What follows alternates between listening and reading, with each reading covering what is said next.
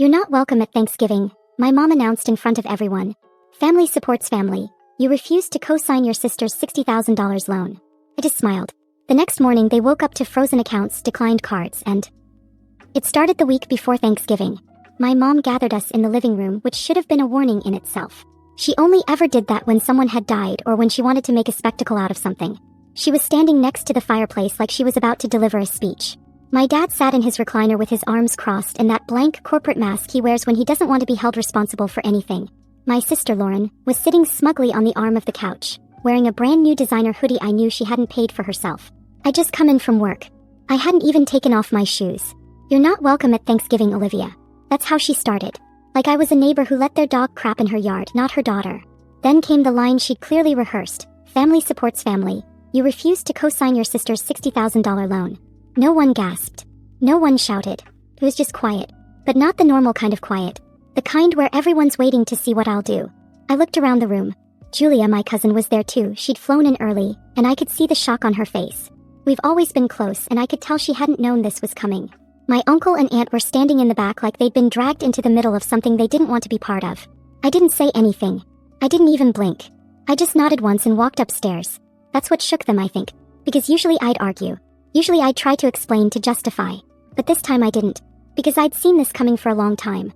My parents had this fantasy that as long as I lived under their roof, everything I had was theirs too. My salary, my savings, my time. And when Lauren, who hasn't held a job for more than 6 months in the past 5 years, asked for $60,000 to launch her next big business idea, they all looked at me like it was already decided. Like I was being difficult for even hesitating. They kept saying things like, "You're her big sister, you should support her. And you've been living here rent-free, it's the least you can do." As if I wasn't the one paying half the bills and buying groceries for the entire house. As if my parents didn't constantly ask me to cover small things, which always turned out to be anything but small. That night, I packed a bag, grabbed my laptop, and left. I didn't slam any doors. I didn't leave a note. I didn't even tell Julia I was going. I drove to the short-term rental I'd quietly secured a few weeks earlier and turned off my phone. They celebrated Thanksgiving without me. Smiled for the camera.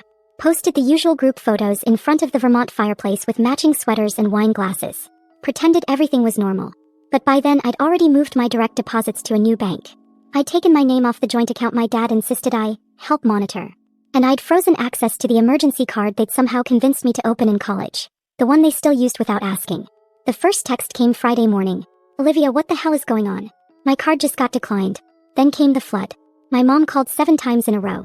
My dad emailed me, which he never does, asking if I'd accidentally moved some funds. Julia texted me asking if I was okay and if they'd done something to piss me off. I didn't respond to any of them. I knew what was coming, and for once I was ready. By Saturday morning, things had shifted from silence to static. My phone lit up with notifications, missed calls, voicemails, texts. Most were from my mom. The rest were from Lauren, who was apparently unraveling faster than I expected. The card she used for everything, gas, food, her precious eyebrow appointments, had been declined twice that morning. She sent me a screenshot, circled in red like a warning sign. "Olivia, fix this. I have nothing in my fridge but condiments." I didn't answer. I just watched it come in, then turned my phone face down and went back to sipping my coffee on the balcony of my new place. A small second-floor rental with peeling paint, but it was mine. The silence here was thick and unbothered. No one stomping past my door demanding to know if I'd paid the electric bill. No one borrowing my credit card to buy their kid a last-minute birthday gift and never paying me back. No Lauren, no guilt, no gaslighting. I knew exactly what I was doing when I left. Before I walked out of that house, I moved every dollar I had from the shared accounts. Not just mine, the ones I was stupid enough to let them add themselves to over the years. They called it a family emergency buffer. I called it theft in slow motion. I cut every financial tie they had to me one by one, until the only thing left was the silence that came when the money ran dry. Monday morning, the first real crack appeared, not in their finances but in their pride. I was in the middle of drafting an email at work when the receptionist called my desk. "Your mom's here. Says it's urgent." She was waiting downstairs, holding a Starbucks cup like it made her presence feel casual. She didn't ask how I was. Didn't ask about my job. She launched into a speech about Thanksgiving, about Lauren, about how families don't keep score. I let her talk. Then she dropped the line she thought would fix it all. "We didn't mean for you to actually leave.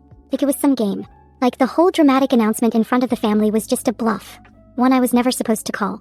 She looked genuinely confused, like she expected me to still be there, sleeping in my old room, funding their problems out of loyalty or guilt or habit. Then she told me Lauren was behind on rent and threatening to come back home. That their utilities were overdue. That they were hosting some people from their church next weekend and didn't know how they'd afford food for everyone. I asked her what that had to do with me. She blinked like I'd slapped her. I didn't argue. I didn't even explain. I just said good luck. Then I turned and walked back to the elevator. That night, Julia finally called. She said the family group chat had blown up. Lauren was telling everyone I'd stolen from our parents. That I'd taken their savings and left them with nothing. I didn't bother correcting her. I just said let her prove it. Let anyone ask for receipts.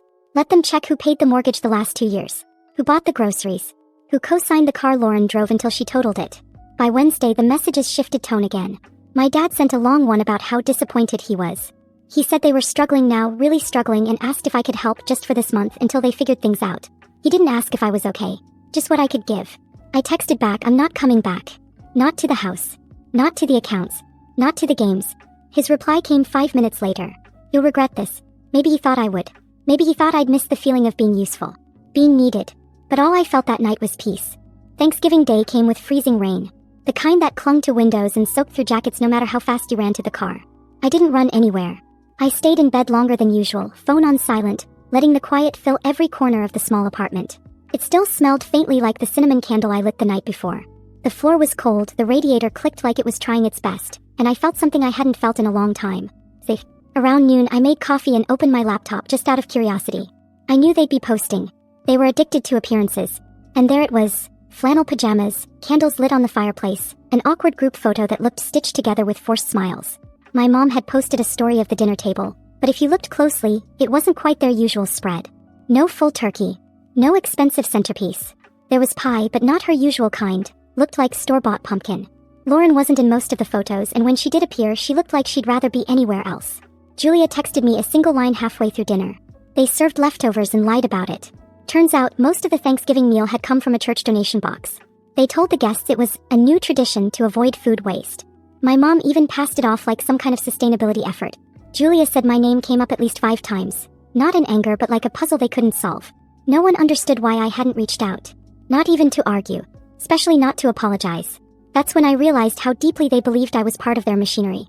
Like I was an extension of their lives. They really thought I'd crack by the holiday and call in tears, asking to come home, offering to fix everything if they just let me back in. It had worked before. I didn't even flinch. Instead, I baked a tray of stuffing in my own oven. Nothing fancy, just from the box, but I seasoned it how I liked. Made roasted sweet potatoes, had wine from a bottle I bought with my own card, and watched a movie I hadn't had time to watch in years. When I paused it halfway through to eat dessert, I laughed at how ridiculous it was that I'd gone this long thinking peace was a luxury. Turns out, peace was just not living with people who drained you dry and still expected more. By Friday, the facade began to crack. My dad called again. This time, he didn't start with guilt or threats. He sounded said Lauren's landlord had sent a warning about eviction. She'd missed 2 months of rent, apparently banking on a Thanksgiving miracle. He said Lauren had been sleeping until noon, refusing to job hunt and snapping at everyone who suggested it. I didn't need to ask what that felt like. I'd lived with her for years. Then came the real reason for the call. He wanted to know if I'd consider returning home temporarily. He said we could rebuild things, that we were stronger together. That I could help get everyone back on their feet. Help. He meant fund. I told him no. That I was done. That I hoped they figured things out, but I wouldn't be part of it anymore. He got quiet. Then he said something I could tell he'd been saving for the right moment. You're being ungrateful. I hung up. Saturday morning, my mom emailed me. Long, formal, like she was writing to a landlord. She listed bills. Gas, electric, a missed car payment. Said they were trying to keep the house stable, but things were tight without my contribution. Then she asked for $2,000. Said it would help restore some balance. Said it would show I still cared. I thought about it for a long time. Then I sent it. Not because they earned it. Not because I forgave them. But because I wanted to be done. I wanted the line drawn so clearly that even they couldn't pretend otherwise. Along with the transfer, I sent one message. This is the last time. 2 days later, Lauren texted me for the first time in over a week. That's it? Seriously? You're worth way more than that. I stared at that message for a long time. It was everything I needed to see. Who she was, who they were, and what they thought I owed them. So I blocked her. Then I blocked my mom. Then my dad. I deleted the old family group chat, changed every password, and locked every account I could. That night, I slept better than I had in years. And not once did I regret it. I really thought that would be the end of it. After I blocked them, it was quiet. For once, really quiet. Not just in my apartment, but in my head. No buzzing of dread every time my phone lit up. No more wondering if they'd guilt-trip me or drag me into some mess. It was like I'd finally pulled the plug on the constant pressure to fix problems I didn't cause. I started sleeping better. I cooked meals that no one criticized. I rearranged my little apartment and bought a second-hand couch I didn't have to ask permission for. It wasn't fancy, but it was the first piece of furniture I'd ever picked entirely for myself. Every night, I lit a candle, played music, and sat on that couch in peace. Then 2 weeks after Thanksgiving, my phone rang, but it wasn't them. It was HR. They asked me to come to the office for a quick chat. That phrase should have tipped me off. I walked in, sat down across from my manager and the HR rep, and they handed me a printed email. No greeting. No signature. Just a long block of text sent from a generic Gmail account. The accusations were wild. That I was using company funds to support illegal family investments. That I was accessing confidential data during off hours. And that I'd been manipulating financial records for personal gain. It sounded like someone watched a few crime dramas and decided to try their hand at corporate sabotage. They didn't name anyone, but I knew. Immediately. Lauren couldn't reach me, so she went for my job. The HR rep said they weren't accusing me of anything, but they had to investigate every report seriously.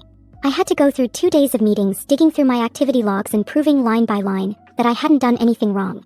It shook me more than I wanted to admit. I'd worked so hard to build that career. Late nights, early mornings, pushing through burnout just to prove I deserved to be there. And now my own family was trying to tear it down. I drove home that night in silence. Sat in my car outside my apartment for almost an hour. I didn't even cry. I was too angry to cry. That's when I called a lawyer. Not for revenge. Not yet. Just to find out what protections I had. I gave her everything. The shared account records, the texts about the $60,000 loan, the email from HR, and the voicemail my mom left from a new number pretending she was worried about me. The lawyer told me I had a case if it escalated. Defamation, harassment, even fraud if they touched anything in my name. She told me to start documenting everything. Every call. Every message. Every weird little thing they did. I didn't think it could get worse. Then Julia called. She sounded breathless. Angry. Said Lauren had been calling around to family, telling them I was in serious financial trouble, that I'd lost my job, that I was too proud to ask for help. She told them I was depressed, alone, mentally unstable. She told them I was blowing through money and might be in debt. She even said, and this part made my skin crawl, that if they wanted to help they could send donations to her account and she'd make sure I got it discreetly. Lauren had created an entire fake crisis, using my name, to collect money from relatives who didn't even like her. I felt something crack open inside me. I called my bank immediately and locked everything down, changed every password, froze my credit, filed a fraud alert. The next morning I went to the police station and filed a report. I didn't know if they'd do anything right away, but I needed something on record. If she so much as opened a Target card under my name, I wanted her stopped cold. Then I made one final move. I recorded a video. I didn't post it publicly. I just sent it to Julia. In it, I calmly laid out everything. The family financial abuse. The attempted loan scam. The HR report. The fraud scheme Lauren was now pulling. I asked Julia to show it to anyone in the family who asked. Let them see my face. Let them hear the truth from my mouth, not Lauren's. The fallout started slowly. One of my uncles messaged me an apology. My aunt, the one who always acted like Lauren walked on water, sent me a long, awkward email about how she didn't know the full story. And Julia texted me. They're finally seeing her for who she really is. But I wasn't celebrating. Not yet. Because people like Lauren don't go quietly. And I had a feeling this wasn't her final move. December slipped in like an unwanted guest. Unannounced, heavy, and cold in all the ways that sneak up on you. I was still working full-time, still cooking for one, still trying to convince myself that everything was finally under control. The lawyer was on standby. My finances were locked down tighter than a vault. I wasn't answering unknown numbers anymore, and for the first time in years, I felt like I could breathe. Then Lauren came to my door. It was a Saturday morning, gray skies, freezing wind, and there she was, leaning against the railing in front of my building like she had every right to be there. No warning. No call. Just showed up, hoodie up, hands stuffed into her jacket like she was hiding something. She tried to make it sound casual. Said she just wanted to clear the air. Claimed mom was sick now and that I was making things harder than they needed to be. She even went as far as saying she forgave me. Forgave me. I stood there holding a bag of groceries while she fed me rehearsed lines. Told me I was still family, and I shouldn't let money ruin what we had. And then she pulled out a piece of paper and said she just needed one more thing. One signature. For a lease. I didn't even look at it. I told her if she ever came back to this building again I'd call the police. That I didn't owe her a single word. She muttered something under her breath and stormed off. Didn't even look back. I watched her get into a rideshare car that was probably charged to someone else's account and drive off like none of it had happened. But it had. The next day my mailbox was broken into. Not my apartment, just the mail slot downstairs. Pried open with something sharp. The lock was bent and half the contents were gone. Not the junk. Just the good stuff. Bank documents. A letter from my insurance. A prepaid card I'd been waiting for. I reported it immediately. The landlord said they'd never had an issue before. I knew who it was. I couldn't prove it, but I knew. I moved all my statements online and had the rest forwarded to a P.O. box across town. A pain, but better than waiting around for the next stunt. That same night, I got a fraud alert. Someone had tried opening a line of credit at a jewelry store in New Jersey. Then again the next day, this time at a dealership. I hadn't left the state. I hadn't even left the city. My name was being passed around like a blank check. I called my lawyer the next morning. She didn't even hesitate. "This isn't family drama anymore," she said. "This is criminal." She filed another report. This time it was more serious. She contacted the store where the credit attempt was made and requested surveillance footage. She sent a cease and desist letter directly to my parents' address, addressed specifically to Lauren. Certified. Track. Delivered with a timestamp and signature. I thought that would stop it. But then my mom left me a voicemail from yet another new number. She sounded calm at first, but her words were sharp. "We got your letter, Olivia. And we're heartbroken. But if you keep this up, we'll be forced to fight back." Like it was a war I started. Like I was threatening them by protecting myself. She went on for 3 full minutes. Talked about how I'd abandoned the family, how I'd humiliated them, how Lauren was trying her best. Said if I made this public, if I took it further, I'd regret it. She didn't say how. He didn't need to. I replayed the message 3 times. Not because I didn't understand it, but because I wanted to remember every word. The next morning, I gave the lawyer the voicemail. She filed it into the growing folder labeled Family Harassment and Fraud Olivia M. I didn't cry. I didn't panic. But something in me shifted. This wasn't miscommunication anymore. It wasn't a family falling out or a bad holiday. It was sabotage. It was calculated, dangerous, and personal. And they weren't just trying to bring me back. They were trying to ruin me if I didn't. I sat on my used couch that night in the glow of a single lamp, the room dead quiet. I looked around at everything I'd built, small as it was, and realized something brutal. They weren't trying to get me back. They were trying to make sure I had nothing without them. And that was the last mistake they'd ever make. January rolled in quiet and heavy, like the kind of silence that doesn't mean peace, just a pause before something worse. I had done everything right. Locked down my credit. Moved my banking. Filed the police report. Forwarded everything to my lawyer. I rotated passwords weekly, flagged all inquiries, and set alerts for any activity tied to my name. I thought I was ahead of them. I thought I'd built a wall too high for them to climb. But they didn't need to climb. They started digging under. The first sign was small. My landlord left a note on my door. "Please come by when you have a moment." No big deal, or so I thought. When I stepped into his office, he looked uncomfortable. Said he'd received an anonymous email. No name. Just a generic address. It accused me of bringing criminal attention to the building, said I was under investigation for fraud, and had been involved in a family dispute that turned violent. I stared at him in disbelief. He looked down and said he didn't believe it, but he had to document it. For the building's safety. They were trying to get me evicted. The moment I got back to my apartment, I sat down and wrote a complete timeline. Not just the attacks, but how each one escalated. First the cosign guilt trip, then the public Thanksgiving humiliation. The frozen accounts, the mailbox break-in, the fake HR report, the credit fraud, the smear campaigns. Now this. Every incident tied back to them. But what chilled me most? They were willing to make me homeless. Just to punish me for saying no. I called my lawyer that night. He didn't hesitate. She told me to prepare everything for a formal protective order. This was beyond harassment now. It was targeted, deliberate, and malicious. I gave her all the documents, messages, voicemails, even a printed copy of the anonymous eviction email. Then came the final voicemail from my mom. New number again. She said they got the cease and desist. That they were shocked I'd go that far. She claimed they never meant to hurt me, just wanted to push me back to reality. Then she said it. "If you take this further, Olivia, you're not just cutting us off. You're declaring war on your own family." That's when I knew. This wasn't about money anymore. It wasn't even about Lauren. It was about control. About making sure I never felt safe unless I was kneeling at their feet, thanking them for letting me exist. I didn't cry. I didn't yell. I saved the voicemail and sent it to my lawyer. Then Julia messaged me. "Check Lauren's Instagram." I did. And there was a carousel of photos. Her looking sad on the porch, a blurry shot of my childhood bedroom, and a caption that read, "I lost my sister this year. Not to death, but to greed. She chose money over family. Over me." Hundreds of likes. Dozens of comments from people who didn't know me, didn't care to ask, telling her how strong she was. One said, "You deserve better. Blood doesn't mean loyalty." I almost laughed. Then Julia sent me a screenshot from Lauren's alt account. A comment she'd posted under her own photo, using a fake profile. It said, "She'll come crawling back. They always do." That was the moment something in me snapped. Not with rage, not even sadness. Just clarity. They weren't trying to win me back. They were trying to erase the version of me that didn't need them. So I wrote one last email. Sent it directly to both of them. Just 3 lines. "I am no longer your daughter. You are no longer my responsibility. Try me again and we'll settle this in court." Then I vanished. Moved apartments. New job offer in a new city. No forwarding address. No updated contact info. Only Julia knew where I went, and she promised to never say a word. I left behind everything they thought they could keep using. Changed my number.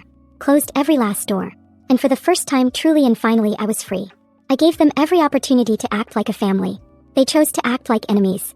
Now they can live with the silence they created, and the daughter they lost. They still try sometimes, little things. A Christmas card sent to my old P.O. box with no return address. A cousin's wedding invitation with a scribbled, "Hope you'll reconsider," next to my name. I don't respond. I don't open anything from them anymore.